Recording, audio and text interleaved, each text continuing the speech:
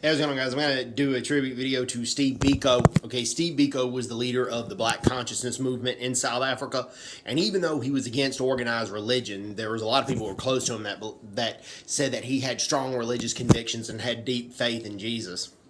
And Steve Biko said that he didn't want a black South Africa, he didn't want a white South Africa, he just wanted, people see each other as human beings.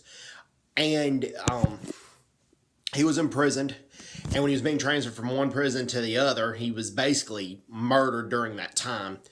And he was murdered for his beliefs, murdered for speaking out for a just cause. He was wanting to end apartheid, and apartheid was a unjust, segregated, and vile system.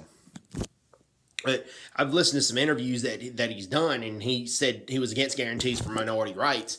But what guarantees for minority rights for white people was at the time was to guarantee that they were going to have more rights than the black majority in South Africa. That didn't mean he advocated the murder of white people or no rights of white people. Because the next thing he said, we don't want a black South Africa, we don't want a white South Africa, we just want to see each other as people.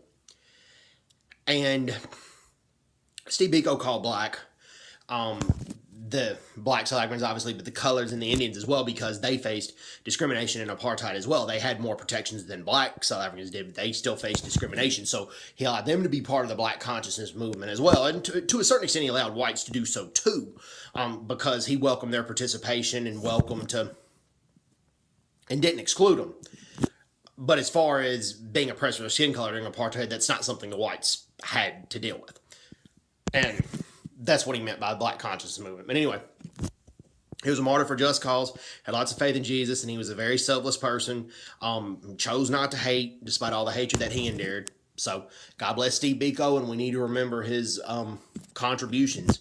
And people need to be conscious that they were an oppressed, either majority or minority for the colors and the Indians. They were minority and still are minority in South Africa. Same with the whites, but blacks are the majority. But people need to be conscious that they were an oppressed majority or minority in South Africa, and so the black consciousness movement needed to come out, and Steve Biko is responsible for that.